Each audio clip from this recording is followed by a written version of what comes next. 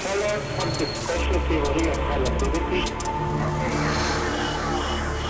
vida en Marte. Hemos estado hablando de las enfermedades.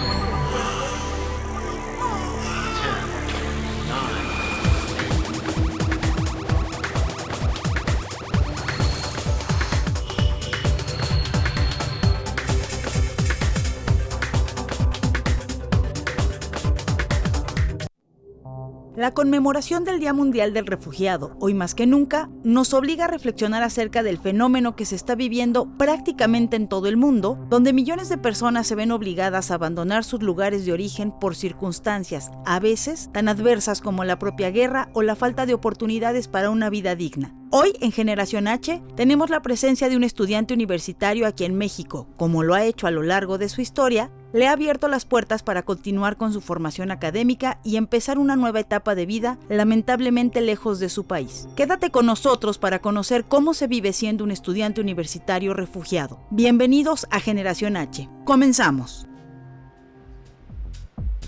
Hola, ¿qué tal? ¿Cómo están? Muy buenas tardes, me da muchísimo gusto saludarlos. Soy Emilio Saldaña, el Pisu, y estamos transmitiendo completamente en vivo desde los estudios de Heraldo TV, y esto es Generación H, un programa en donde analizamos y nos preguntamos cuáles pueden ser las soluciones a los retos que tiene nuestro planeta, nuestro país, pero preguntándonos desde la perspectiva no de siempre se ha hecho así, o de nunca se había hecho así, justamente pensando desde los espacios universitarios y académicos cuáles son aquellas opciones que probablemente no se están analizando y pueden ser un buen camino para ello.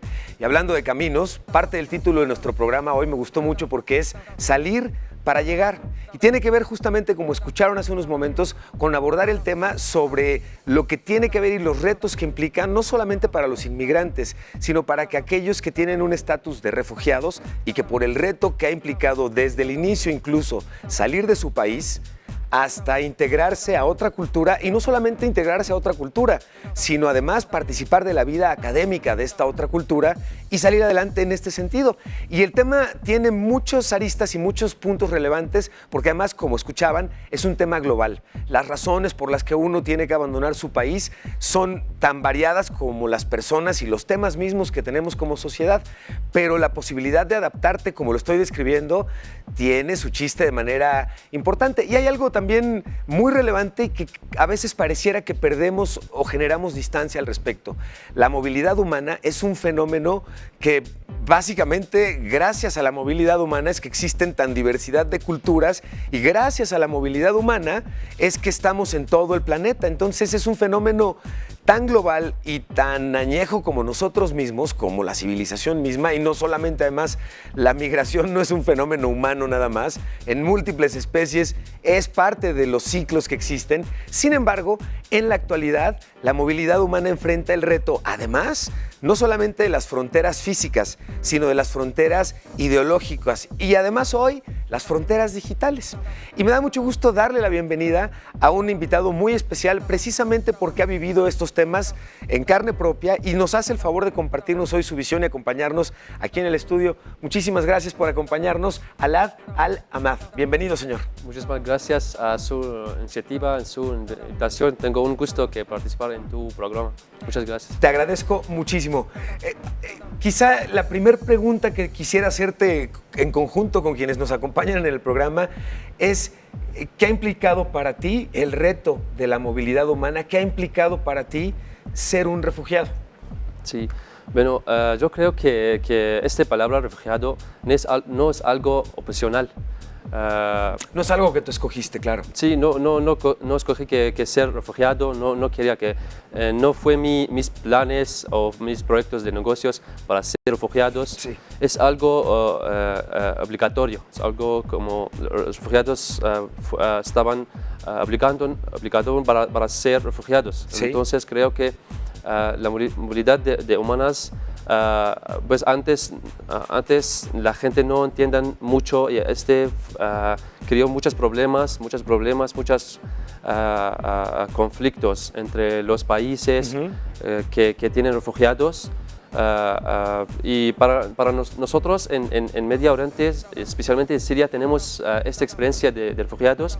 Cuando, por ejemplo, tenemos refugiados de Palestina, teníamos refugiados antes, cuando se estalló la guerra en Irak, y teníamos refugiados de iraquíes y refugiados de libanés, porque sabes que usted que Líbano es un país vecino de Siria y siempre Correcto. tienen conflictos y guerras y por eso para nosotros entendíamos antes que es refugiado, pero no vivimos el mismo caso hasta que Sí, estalló. perdóname que te interrumpa, perdón. Sí, las circunstancias, no obstante, los países y los conflictos que hay en esos países están presentes, son distintas las Sí. razones de estos conflictos y en Claro. cada país cambia el contexto y pues, la temperatura misma del ambiente en la sociedad que ustedes están viviendo. ¿Tú llegas hace cuánto tiempo? ¿Tú llegas en...? Hace un año, más un año y 8 meses. Yo Ok. llego 27 de septiembre de 2017. En 2017. Sí. Ahorita quisiera que platicáramos un poquito más al respecto. Los acompaño a que veamos juntos esto que preparamos justamente en términos de la movilidad humana en la actualidad y regresamos y lo platicamos.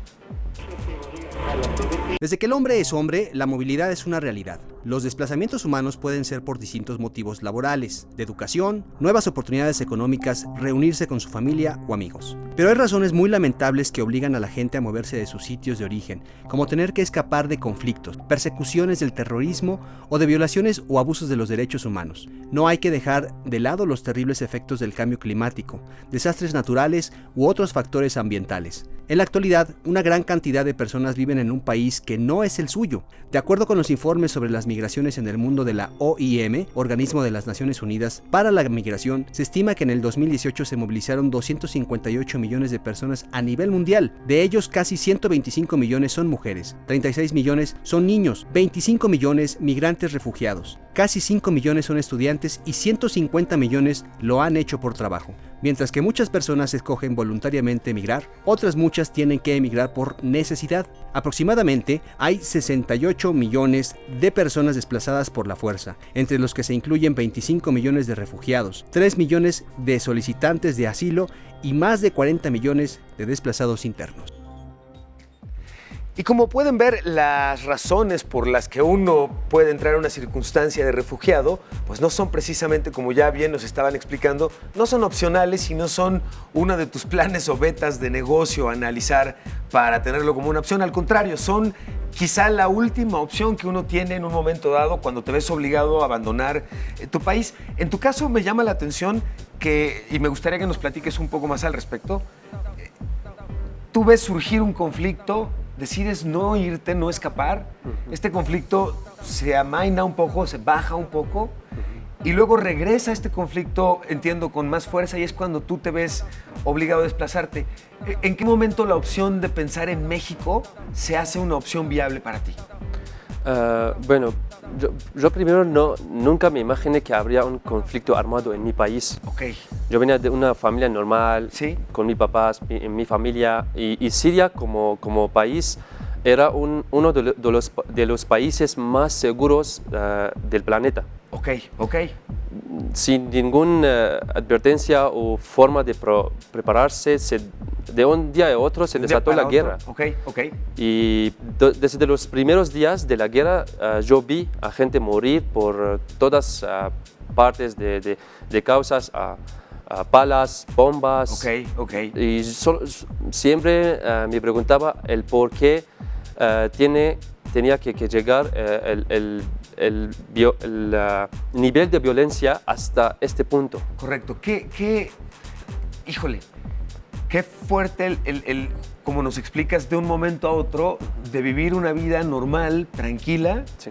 tener el tema presente de la guerra y de muertos por la guerra tan cercano. ¿Cómo procesas esto?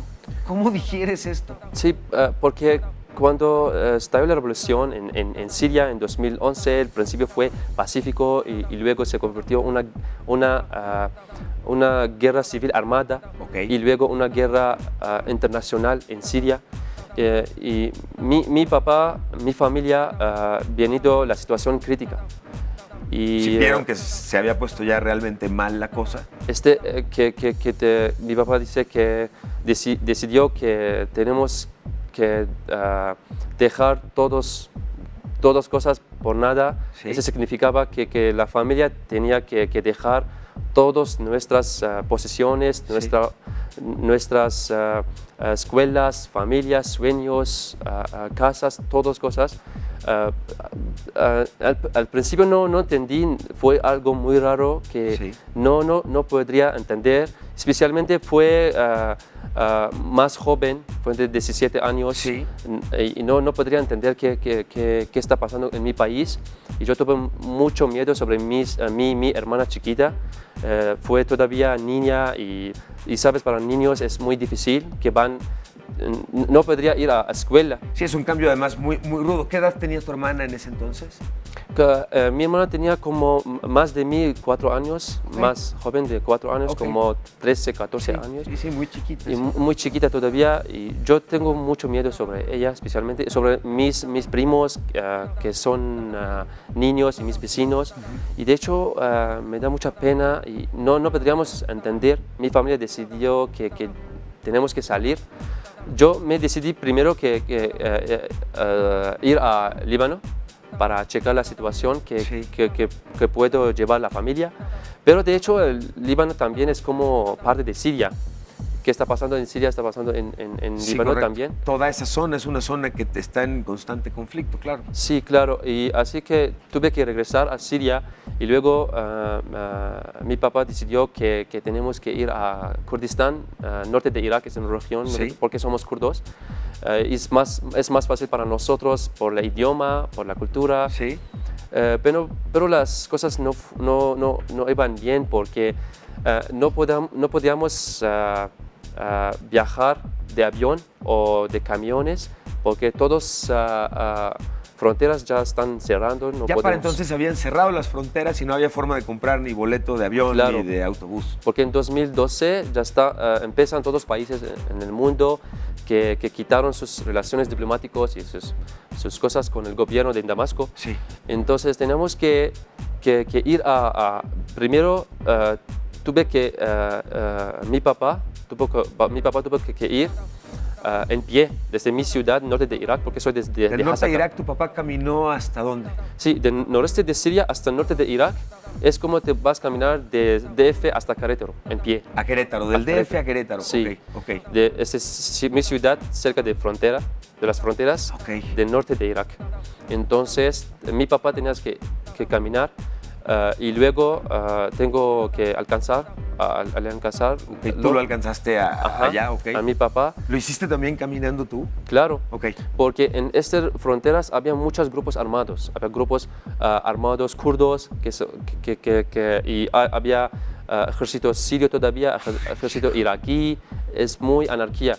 Pero teníamos que llegar a fuerzas que se llaman Peshmerga. Ok. Son kurdos y porque somos kurdos para nosotros son más seguros. Sí, claro. Es el más seguro para nosotros, pero no podíamos llevar la familia primero, porque teníamos que vivir en un campamento de refugiados. Sí, correcto, ok. Imagínate este campamento, al principio no existe ONGs para ayudar o ONG.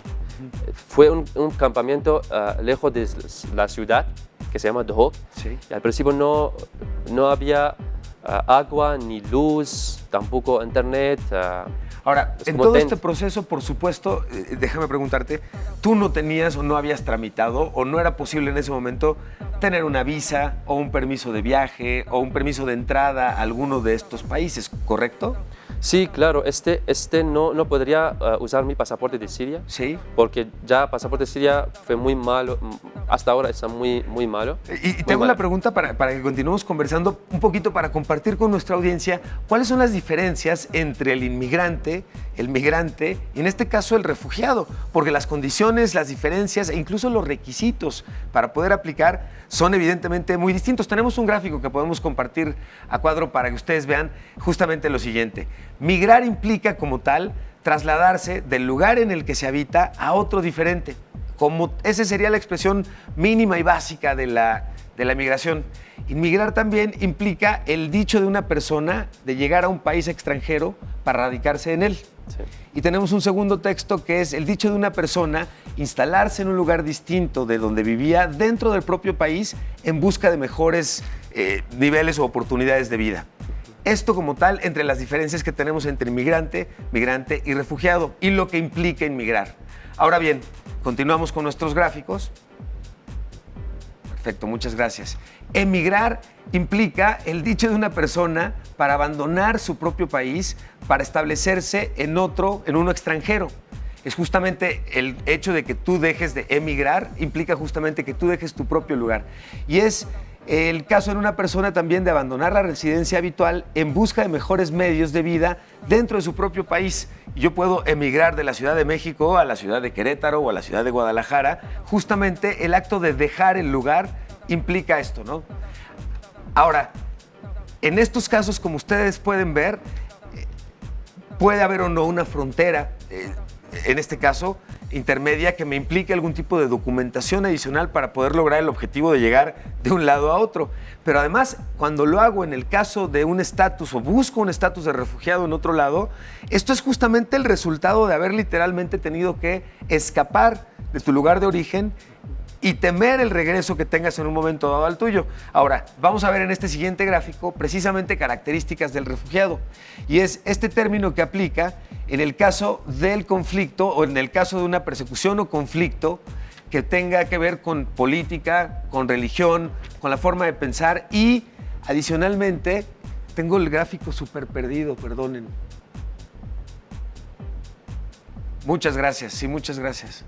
Ustedes no lo ven, pero la pantallita la tengo a 1,5 kilómetros en nuestro estudio y por persecución política, por lo que no equivale a un inmigrante y es cualquier persona que llega a un país para fijar su residencia. En este caso, aquí lo relevante es que es una persona que está huyendo debido a un conflicto o a una persecución política. Es decir, las consideraciones bajo las cuales tuve que salir, las consideraciones por las que la decisión de abandonar mi país se dan, no tienen que ver, como justamente tú nos comentabas al principio, sí, por una elección turística o cualquier otro tipo que sea opcional. Es literalmente una decisión de vida o muerte. O me alejo del país y de mi lugar de residencia, o corre en riesgo mi familia y la mía, mi propia vida corre riesgo, ¿correcto? Sí, claro. Y de hecho, esto que mencionaste, también en Siria teníamos este caso antes de la guerra, porque hay grupos de kurdos, más de 500 miles personas, ¿sí?, que cuando nacieron el gobierno no les dieron nacionalidad siria.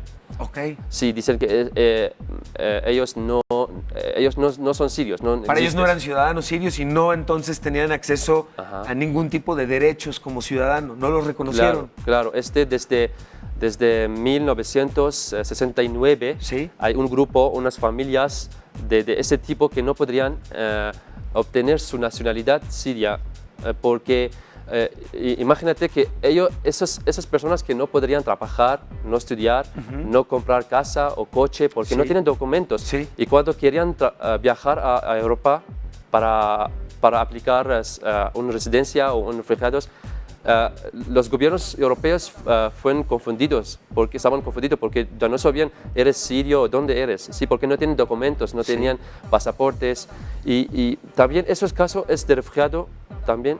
Y para nosotros cuando llegamos a Irak, sí, tenemos que vivir en campamento de refugiados porque somos refugiados, que lo más importante para nosotros es salvar nuestra vida. Claro, y proteger nuestras familias. Ahora, vamos a dimensionar un poquito justamente este tipo de problemas porque, aunque es un problema y un fenómeno global, como ven, las razones por las que se pueden dar este tipo de fenómenos son muy distintas y cuando aplican, en este caso, en lo internacional, el caso de lo local tiene otras razones y tiene otras motivaciones. Vamos a ver esto que preparamos para ustedes al respecto y seguimos platicando. El fenómeno del refugio ha sido una constante en las últimas décadas.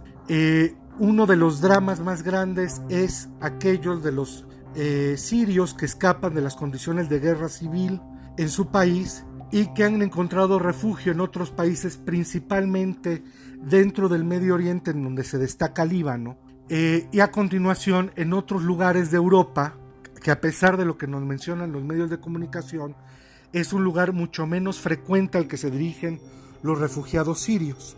En un tercer lugar, algunos de ellos han encontrado refugio en el continente americano, destacándose comunidades de acogida en Uruguay, en Argentina y en Canadá, y en mucho menor medida por número, pero no por calor, ante la llegada de estos nuevos refugiados en México.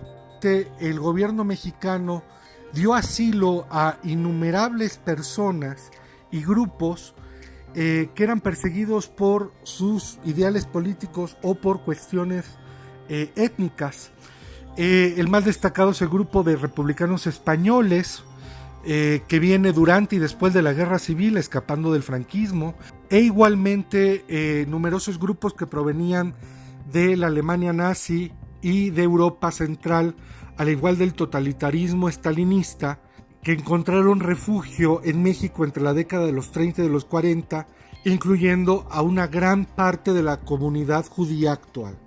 A continuación, en la década de los 60 y 70, llegaron a México grupos de perseguidos de las dictaduras, principalmente del Cono Sur y de otros sitios de América Latina, para culminar en la década de los 80 con los refugiados guatemaltecos que escapaban del genocidio en contra del pueblo maya y la guerra civil que se daba en nuestro país vecino del sur.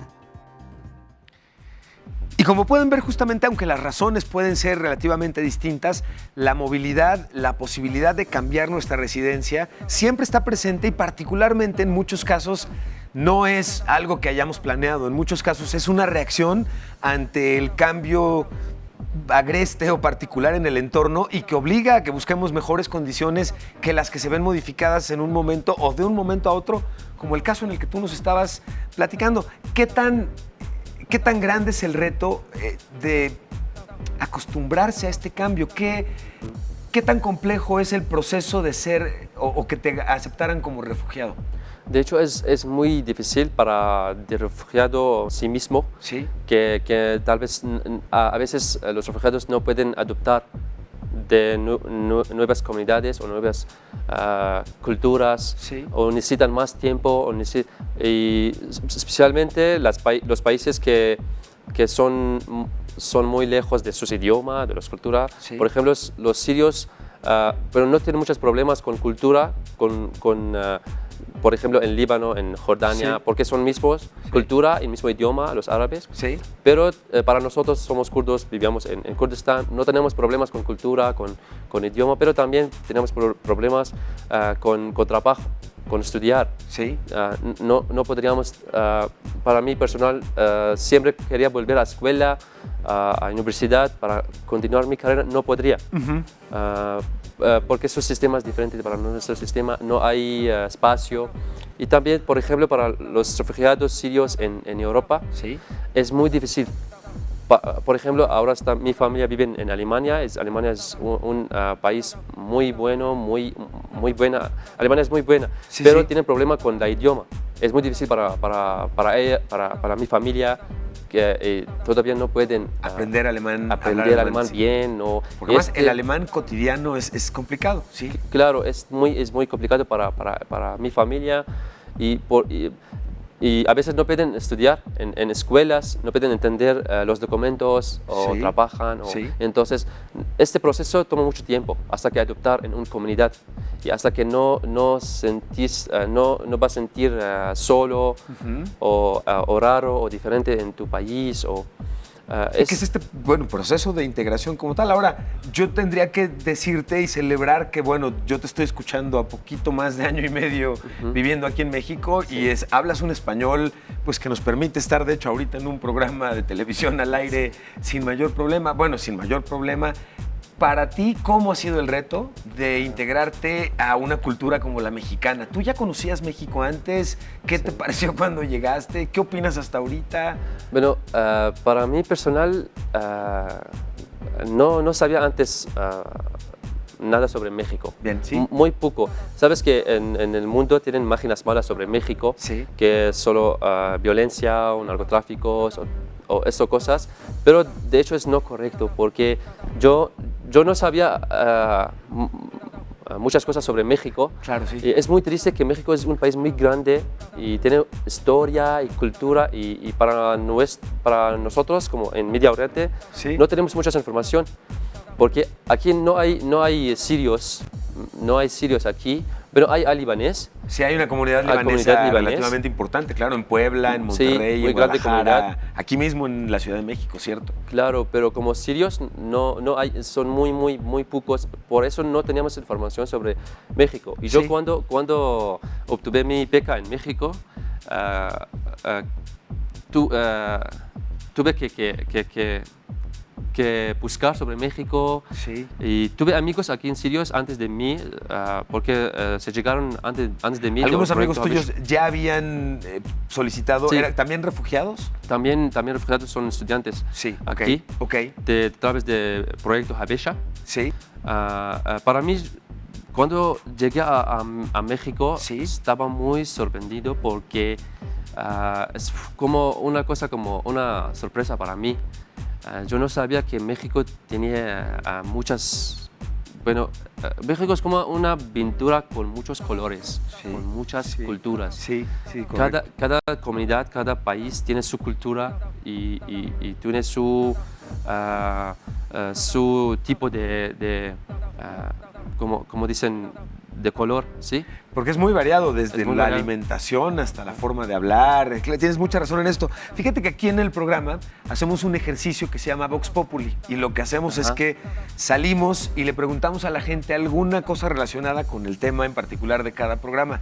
Sí. Y en este caso salimos y le preguntamos a la gente, ¿a ti qué motivo te haría salir de tu país? Y esto fue lo que nos respondieron ustedes. Vamos a ver. Pues para salir de aquí de México, ¿no? Para estar allá pues trabajando y echarle ganas para la familia, ¿no? Yo me iría a Estados Unidos por eso. Por gusto, por ir a conocer, porque por trabajo no. Por trabajo me siento a gusto aquí. Pues yo creo que para superarnos a nosotros mismos y tener un mejor trabajo en el futuro y una mejor vida. Hacer algo mejor en la vida, conseguir un mejor trabajo y aumentar mejor la calidad de vida. Y esto es muy importante porque lo estábamos comentando mi súper de lujo invitado y su servidor unos momentos antes de entrar al aire. La forma, la visión, el trato, por supuesto, pero las oportunidades de salida o no que existen entre un país que está en guerra y un país que está en tiempos de paz son sumamente distintas. Y como pueden ver ustedes en este caso, a nuestro Vox Populi, la visión de salir de nuestro país tiene que ver con el deseo de mejorar tu calidad de vida, de encontrar un mejor trabajo, de ganar mejor, pero no le acompaña el deseo de mantenerme con vida, de que mi mamá y mis hermanas no sufran, no sean acosadas, no tengan un problema que ponga en riesgo su vida. Y tú me lo platicabas, lo comentábamos.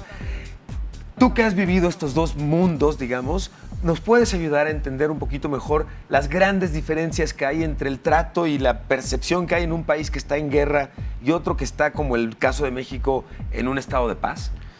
Sí, claro, lo que quiero realmente hablar es sobre la diferencia de una mentalidad entre un país en la guerra como Sí, Siria sí. y un país en la paz, está en la paz como México. Correcto. Yo aquí hay poco cultura como de quejarse de mis amigos mexicanos que a veces hablan que dicen tienen que salir de México por mejorar la calidad de su vida. Sí. Hay poco, bueno, yo creo que bueno, hablar sobre ese diferente de Siria y de México. Ok. Bueno, a ver, si ahora en Siria si quieres realmente estudiar, no puedes porque no hay escuelas. Ok, o sea, No simplemente existen el escuelas. puro deseo de estudiar hoy Sí. no es suficiente porque no hay dónde hacerlo. Porque no hay edificios de escuela. Casi todos destruidos, ¿sí? Sí. Han destruido y solo 1% de los alumnos sirios pueden entrar a las escuelas. 1% de los 1%, alumnos sirios sí. pueden entrar. En, Solo en- uno. en Siria. Ok, Sí, estando en Siria. Pero sí. los refugiados ¿Sí? sí pueden. Pero en Siria, solo en la capital hay escuelas, más o menos, y otras ciudades, pero también las ciudades que tienen escuelas en Siria no hay servicios, no hay agua, por ejemplo, en la escuela no hay agua, no hay luz, correcto, no hay profesores. Pero en México al menos tienen escuelas, tienen, si no puedes, asistir a una escuela directamente. Sí, puedes buscar a becas, Sí. puedes Ya, si no tienes para pagar tú tus estudios, puedes buscar Claro. opciones en el caso de México. Sí, claro. No así en Siria. No, en Siria no existen escuelas. Ok. Y también, por ejemplo, si quieres trabajar y quieres hacer un negocio en Siria, aquí en México puedes ir al banco y puedes pedir dinero, un préstamo. Un préstamo, sí. Y empezar tu negocio. Tu negocio al menos tienen mercados, ¿sí? En Siria no hay mercados. En Siria ya casi no hay mercados para venderlo, tus producciones. Entonces, esta es la diferencia entre un país. En Siria, por ejemplo, no hay instituciones de gobierno, de luz, de agua, de educación. Sí. Pero en México ya todos están listos, ¿sí? Y y a veces también gente no paga impuestos, ¿sí? Pero además Sí. me encanta lo que comentas porque además de ayudarnos a entender mucho mejor las grandes diferencias, tocas un punto muy relevante para nosotros aquí en México y que tiene que ver justamente con que aunque nos quejemos en general de muchas cosas y tengamos la razón incluso, normalmente cuando esto lo comparamos con un estado de guerra en el que no te puedes quejar porque además no hay por qué quejarse, porque no hay mucho más, se vuelve una situación realmente complicada. Les recuerdo que estamos transmitiendo completamente en vivo desde los estudios de Heraldo TV. Esto es Generación H. Yo soy Emilio Saldaña, el Pisu. Estamos atentos en las redes sociales a sus comentarios, observaciones, a los invitados que desean que tengamos y a los temas que quieren que tratemos. Y por lo pronto, los invito a que hagamos un corte y regresamos rapidito. Vamos y venimos.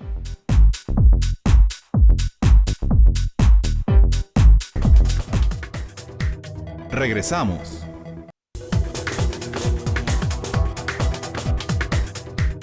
Continuamos. Y por supuesto, dentro del universo que existe de refugiados, hay también celebridades o personas que han sido relevantes en algunos aspectos particulares de la sociedad, del entretenimiento, la música, el arte.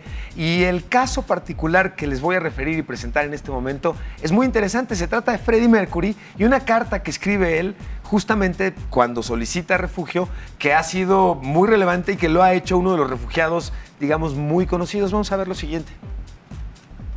¿Imaginas que un documento guarde la historia de tu familia, el lugar de origen de tus abuelos, de tus bisabuelos y todos tus antepasados? Precisamente los archivos sirven de registro para conservar la memoria de tu familia y de muchas personas que vienen de muy lejos y ni siquiera lo imaginábamos. Si tuviéramos la oportunidad de indagar en esos documentos, como los resguardados en los archivos nacionales británicos, podríamos descubrir que ahí se guardan registros de solicitudes de asilo, como la que se hizo en enero de 1964 a raíz del golpe de Estado en Zanzíbar, Tanzania, una isla alejada de la costa oriental de África. El golpe de Estado y estallido de la violencia provocó una oleada de refugiados que se dirigieron al Reino Unido. Una de esas solicitudes provino de Farrokh Bulsara, quien en 1969 recibió su documento de ciudadanía británica. Farrokh era un joven extremadamente talentoso que años después sería conocido como Freddie Mercury. ¿Te lo imaginabas?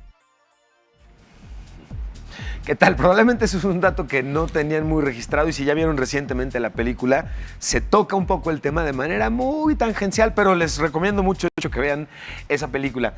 Regresando al tema muy serio en particular, la importancia que tiene entender las diferencias que existen entre una cultura y otra cuando ser refugiado se convierte de un momento a otro en toral. Sí. O te aclimatas o te aclimatas.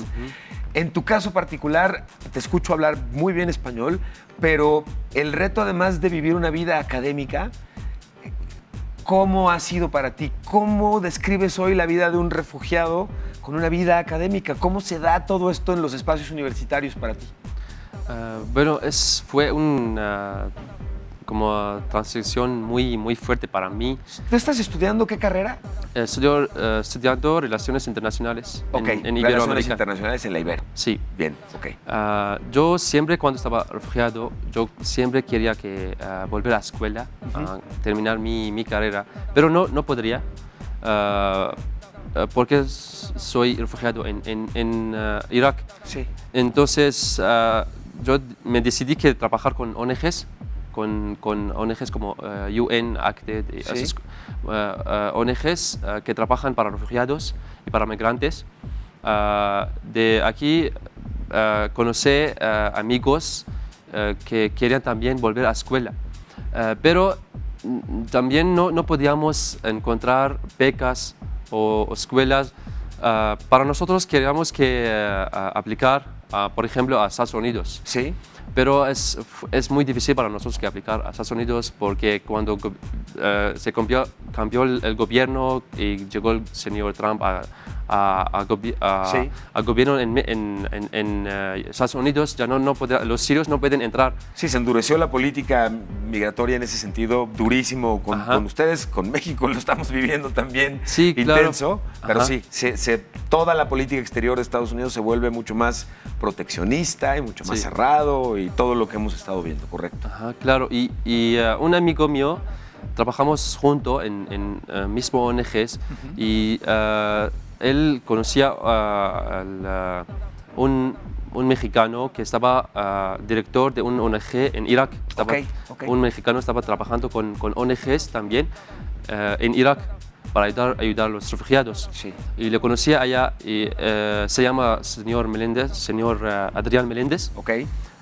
Y él quería crear un proyecto para los sirios, para un grupo sirios, 30 estudiantes, que puede llevarlos a México y estudian en universidades mexicanas.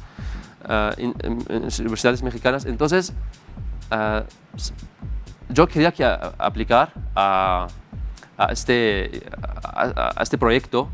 Estaba muy interesado para conocer este proyecto y este señor y seguir todo el proceso para poder aplicar en un momento. Sí, el proceso es poco difícil por la entrevista y por muchos procesos del proyecto para que checan que estás un estudiante realmente quieres estudiar, quieres volver a tu escuela y para saber que quiere aprender español porque va a estudiar en español aquí, no eres intercambios. Claro. Tú necesitas aprender el idioma del país, en este caso en México, al que vas a llegar. ¿En qué momento te encuentras tú con Habesh, que es el proyecto como tal? Yo lo conocía a principios de 2017. Un amigo mío... Habesha, ¿verdad? Se llama Habesha. El proyecto Habesha. Muy bien. Sí. Cuando se empiezan a crear este proyecto hace 4 años, pero yo no sabía. Entonces estaba buscando a proyecto Habesha de internet y me apliqué a este proyecto. Pero el proceso tomó como durante 5 o 6 meses. No fue fácil porque primero cuando te aceptan tienen que trabajar para tu visa. Porque por ejemplo en Irak no hay embajada mexicana en Irak, tienes que ir a Irán. O sea, hay un proceso ahí un poco más complejo. Es más, para que podamos entender y quienes nos acompañan podamos entender mejor de qué trata justamente el proyecto Habesha, los invito a que veamos esto que preparamos y seguimos platicando ahorita que regresemos. Vamos muy rápido, chequen lo siguiente. ¿Por qué no apoyar a quienes lo necesiten donde sea que se encuentren? Con esta idea nació el proyecto Habesha, que es una iniciativa humanitaria sin lucro, neutral y apolítica, que trabaja para dar espacio a estudiantes sirios cuyos estudios se han visto interrumpidos por los conflictos armados. Esta iniciativa nace de la sociedad civil mexicana, que coordina diferentes etapas con secretarías y agencias del gobierno mexicano, como la Secretaría de Relaciones Exteriores, el Instituto Nacional de Migración y la Secretaría de Educación Pública, además del apoyo de diversos miembros del Servicio Exterior mexicano. El proyecto Habesha insta a la sociedad civil mexicana a la acción, buscando demostrar que la solidaridad no puede ser exclusiva y debe traspasar fronteras. Por ello, su principal objetivo es atender la educación universitaria de emergencias de una gran cantidad de refugiados que son menores de 18 años de edad y solo el 1% de ellos tendrá la oportunidad de acceder a educación superior, la misma que se requiere para reconstruir las comunidades afectadas por conflictos armados. Si quieres conocer más de este proyecto, continúa con nosotros y visita sus redes sociales. Redes sociales que, como en muchos otros casos, permiten no solamente el evitar el distanciamiento, sino más bien acercar a las personas, las conversaciones, las oportunidades. Y en el caso particular tuyo, ahorita que estábamos viendo el reportaje, veo que veías con gusto varias caras conocidas ahí en ese sentido. Sí, entonces cuando conocí el proyecto Habesha y me aceptaron para estudiar, para continuar mi carrera en Relaciones Internacionales en México, y luego tuve una beca scholarship de Iberoamericano y luego teníamos que comenzar de proceso de viajar, porque no fue fácil. Al principio mi papá no estaba de acuerdo, no estaba de favor, me dijo, no hijo, México es tan lejos y peligroso un poco. Esa es una duda que yo tenía. ¿Se vino toda tu familia? ¿Te viniste tú? ¿Quiénes de tu familia están actualmente en México? Bueno, hasta aquí en México mi familia son mis amigos mexicanos y el proyecto Habesha. Que mi familia y los estudiantes sirios que estudian en el proyecto Habesha somos todos como una familia. Tenemos oficina y casa en Aguascalientes. Siempre cuando terminamos nuestro semestre tenemos que volver a esta oficina, a esta casa porque nos extrañamos mucho. ¿Tu papá, tu hermanita, dónde quedaron ellos? Y mi papá y mi hermanita, mi familia entre 2014 y 2015 mi familia decidió que salir de Irak porque había un grupo armado, un grupo terrorista que se llama ISIS. Sí. Atacó a nuestra ciudad. Estábamos viviendo ese tiempo en Arbil, la capital de Kurdistán, en norte de Irak. Y cuando este grupo nos atacamos, mi familia decidió que salir de Irak. Yo no quería salir, de verdad. No quería que sea refugiado otra vez. Sí, te entiendo, sí. No quería que ir, pero mi familia tenían que ir porque la situación fue muy peligrosa. Mi papá se perdió todo su trabajo y perdimos otra vez nuestras posesiones y nuestra casa. Y tenemos ¿Otra vez? Sí. Tenemos que salir de Irak, pero teníamos familias en Europa, en Suecia, en Alemania, en Francia, mis tíos, mis tías, pero no pueden mandar visa para nosotros. Entonces mi familia tenía que ir de Irak a Turquía en pie y luego de Turquía a Grecia. Y de hecho tenían que ir, al principio tenían que ir en un barco grande, turístico, pero luego describieron que tienen que ir a barcos chiquitos y no podrían rechazar o no podían decir no, porque la única razón que dicen no sería la morir, porque son mafias turcos. ¿Sí? O sea, no había muchas opciones. No había opciones, no. Tenían que ir porque si dicen no, porque pagaron dinero already y tenían que ir. Si dicen no, estos mafias no lo van a dejar. Entonces pero llegaron a Grecia muy bien y luego llegaron de Grecia a Alemania y recibieron asilo en 2015. Para mí, yo quería que quedara en Irak porque quería trabajar para mi proceso de ir a México. Mi familia al principio no estaban de favor, me digo, México es un país que tal vez hay violencia. Esto que comentabas tú hace rato, la imagen exterior malas que hay de México de para noticias, de violencia. Y yo dije, no, en serio, soy de Siria, estoy viviendo en guerra, pues no importa para mí. Claro. Porque lo sabía que al menos México es más seguro de Siria, no está en país en guerra o no.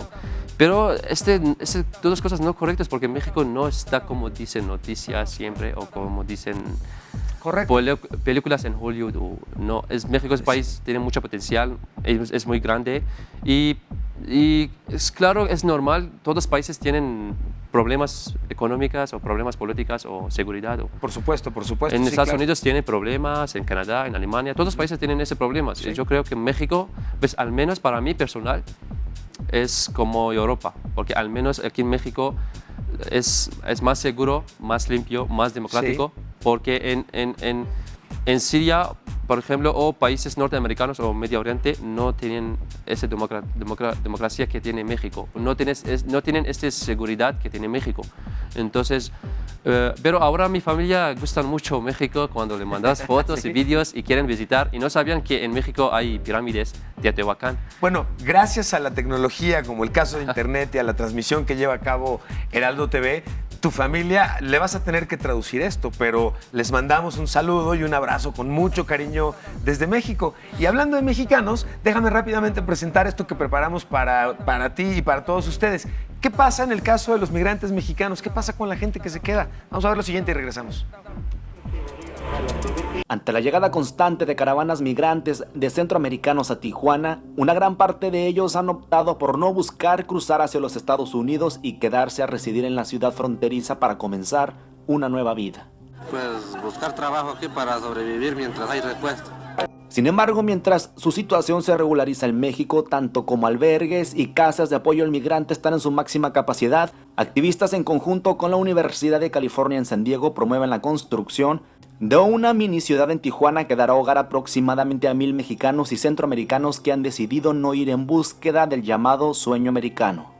Hay muchos que están en la ciudad. Algunos ya se han incorporado a la vida económica y es a los que nosotros queremos ayudar específicamente porque tenemos matrimonios o familias que no van a ir a los Estados Unidos, dado que han visto que muchos de ellos han sido deportados. Esta plaza comunitaria contempla hogares para familias, canchas deportivas, un centro médico, escuelas de nivel básico, un salón de eventos recreativos, así como un centro de asesorías para apoyo legal y derechos humanos, además de talleres productivos. Dentro de ellos está la Universidad de San Diego, que nos quiere apoyar precisamente con los talleres productivos y con un edificio, casas de emergencia que se le ha llamado, para los que se van a quedar. Asociaciones civiles de estadounidenses también se han sumado para impulsar esta construcción que tendría lugar en el Cañón El Alacrán, justo al lado de una villa que da hogar a migrantes haitianos. Y estamos muy contentos de que nuestra organización de Veteranos por la Paz en Estados Unidos les ha interesado mucho en sumarse a ese esfuerzo de apoyar a nuestros hermanos y hermanas migrantes. A Tijuana continúan llegando solitarios o en caravana. Al ser el cruce fronterizo más transitado entre ambos países, también el arribo es el número 1 para migrantes, incluso provenientes de cualquier parte del mundo, ya que en pocos días se espera la llegada de familias provenientes de Cuba y de Venezuela. Y en México este tema, por supuesto, aunque siempre ha sido un tema, con los tiempos actuales que ya justamente escribíamos entre la nueva política en Estados Unidos, las nuevas visiones y políticas que nuestro país están implementando al respecto, el tema de la migración, de los migrantes, de la forma en la que tratan a los nuestros, pero también la forma en la que tratamos nosotros a los que nos visitan en cualquiera de las circunstancias, hoy es un tema que está en análisis. Y para el caso de nuestro programa, la oportunidad de tenerte como invitado, que debo agradecerte nuevamente la oportunidad de que nos acompañes y además platiquemos tu historia, es muy relevante porque en los espacios universitarios estamos convencidos aquí en el programa de que se dan muchas de las ideas y opciones de innovación que en muchos casos no se habían contemplado en otras circunstancias. Te quiero preguntar varias cosas todavía, pero la primera y más importante, ¿qué tan fácil o complicado ha sido para ti adaptarte a una nueva universidad o a una universidad del estilo mexicano, sí, comparada con las universidades en tu país de origen? ¿Ha sido más fácil? ¿Ha sido más difícil? ¿Cómo lo ves? Bueno, para mí personal, yo creo que el sistema de educación es más buena y también más fácil en universidades mexicanas porque el sistema es diferente. Por ejemplo, en Siria, en nuestras universidades, el sistema es diferente, el sistema de educación. Sí. Solo tenemos en universidades, en carreras, tenemos, por ejemplo, exámenes finales para un año. Pero en México es diferente, tienen un año, 2 semestres. Sí. Y durante el semestre tienen procesos de trabajar, de tareas, con profesores.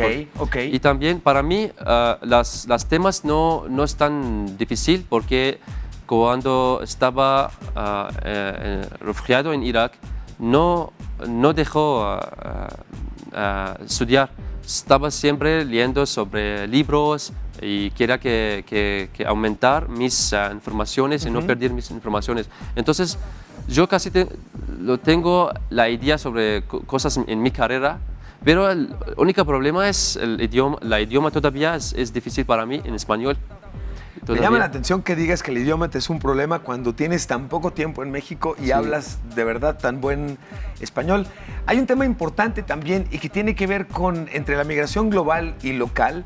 Existen varias herencias, por supuesto en términos culturales, pero lo gastronómico, lo cultural, siempre están, digamos, presentes y son parte del proceso justamente de asimilación. Sí. ¿Qué tan rápidamente te adaptas o no a un lugar? En el caso de la comida, ¿te ha representado un reto? Bueno, al principio fue un poco difícil para mí, fue un poco raro porque la comida no entendía las cosas que ponen en la comida, pero poco a poco me encanta la comida mexicana, de verdad, es muy rica, especialmente comida de Oaxaca, oaxaqueña, esta me encanta más. Bueno, existe por supuesto también, como se pueden imaginar, existe también la herencia migratoria. Vamos a ver esto que preparamos al respecto y regresamos. Ahora, esto no es una excepción dentro del caso mexicano. México ha sido un lugar de migración importante para comunidades provenientes del Medio Oriente desde el siglo XIX, especialmente gente que provenía del Imperio Otomano, de lugares que hoy conocemos como Líbano y Siria, pero que llegaron por motivos de persecución política y de persecución religiosa, al igual por motivos económicos como la pobreza, llegaron a México. Y que al paso del tiempo esas comunidades originarias que llegaron entre finales del siglo XIX y principios del siglo XX en México se han integrado a la sociedad mexicana y nos han legado un patrimonio cultural invaluable, ¿no? Dentro de ellos está, por supuesto, la herencia gastronómica representada por los yogures y los jocoques, ¿no? Que son de consumo general en todo México, pero se iniciaron en el sureste del país, especialmente en Yucatán, donde la comunidad libanesa es importante y es fecunda, y en donde también se consume el kepe, ¿no? Que es una especie de albóndiga de trigo y carne que se consume regularmente en Yucatán. Es una comida popular. No menos popular es la herencia que recibimos en el centro del país a través de la adaptación del shawarma, que es un asado principalmente de cordero con especias, pero que nosotros lo adaptamos a la carne de puerco y al adobo, dando origen a los tacos al pastor, que son la muestra más fehaciente de la herencia cultural del Medio Oriente en las calles de México. No menos importante son devociones religiosas como la de San Charbel Magluf, ¿no? Quien fue un monje eremita que vivió en Líbano en el siglo XIX, pero que tenía fama de santidad, y que tal fama de santidad llegó a México como herencia de las comunidades libanesas, y su devoción se expandió prácticamente a todo México, volviéndose uno de los santos patronos de las causas imposibles, ¿no? Al cual hay que agradecerle dándole un listón, que es un homenaje también a aquellos primeros trabajos que encontraron los migrantes árabes en México, que se dedicaban especialmente a la venta callejera y dentro de ella a productos de la casa como eran hilos y listones. Entonces, como vemos, la migración es un fenómeno que engrandece y hace más interesantes a las culturas que la reciben, porque al final el producto que tenemos de este mestizaje es encontrar la tolerancia, que es uno de los valores esenciales para nuestro siglo XX, para nuestro siglo XXI, perdón, y para el mundo globalizado en el cual vivimos. Pues como pueden ver, justamente la herencia que se genera a través de la migración y a través justamente de la asistencia y del apoyo que en un momento dado se puede dar a refugiados. México, nuestro país, se ha caracterizado siempre por tener una cultura de apertura y de apoyo a los migrantes y a los refugiados. Y en este sentido me gustaría, además de agradecerte muchísimo tu presencia y la oportunidad de compartir tu historia, ¿qué mensaje compartirías con los jóvenes que en este momento nos estén viendo y estén en una circunstancia en la que o se vean obligados a emigrar o se vean obligados a adaptarse a un nuevo lugar? Bueno, yo creo que mandar un mensaje de todos los jóvenes refugiados que por favor dejan quejarse y drama. Todos estamos viviendo a veces cosas muy difíciles en nuestra vida. Por ejemplo, yo estaba viviendo en un campamento refugiado y ahora estoy estudiando en mi universidad. Entonces, no quiero que por favor adoptan a todas culturas y comunidades que están viviendo en los países y respetan todas las leyes y ojalá... Te agradecemos además de eso. Muchas gracias. Soy Emilio Saldaña, esto fue Generación H. Nos vemos en la próxima. Muchísimas gracias. Gracias por acompañarnos. Nos tomamos una selfie de regreso.